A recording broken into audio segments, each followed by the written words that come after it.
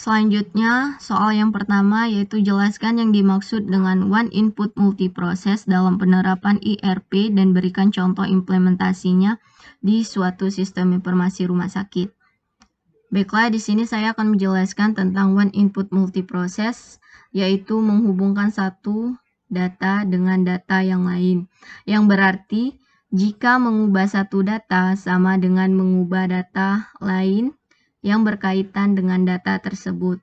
Untuk implementasinya di suatu sistem informasi rumah sakit, yang kita ketahui bahwa fungsi utama dari rumah sakit yang pada umumnya adalah pelayanan kesehatan, serta pasien sebagai objek dari fungsi utama rumah sakit. Dukungan operasional berupa tenaga kerja, keuangan, sarana dan prasarana, serta sistem manajemen yang dibutuhkan untuk mengelola suatu rumah sakit.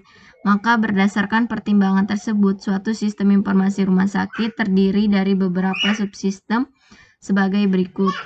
Yang pertama yaitu subsistem layanan kesehatan, subsistem rekam medis. Yang kedua yaitu subsistem personalia.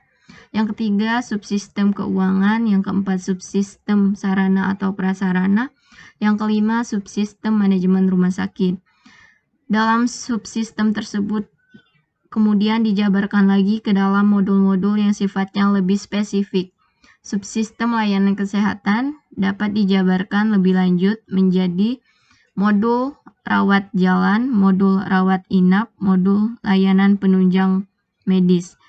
Dengan kata lain, misalkan ada data yang baru dimasukkan atau baru diubah pada satu modul, maka submodul lain yang saling berkaitan akan secara otomatis ikut berubah pada saat itu juga.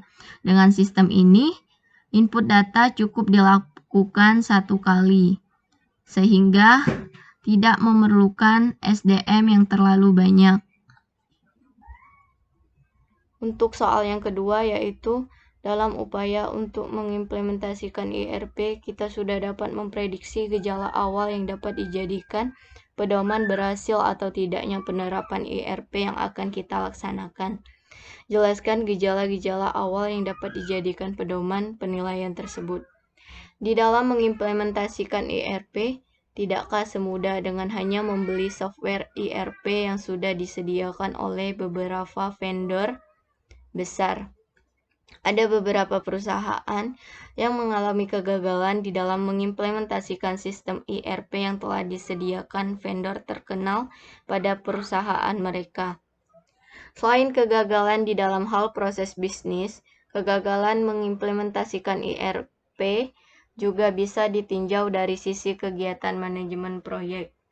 Menurut survei yang dilakukan oleh Panorama Consulting Solution di tahun 2013, ada 54% proyek implementasi IRP melewati anggaran biaya awal dan 72% proyek implementasi IRP mengalami keterlambatan jadwal.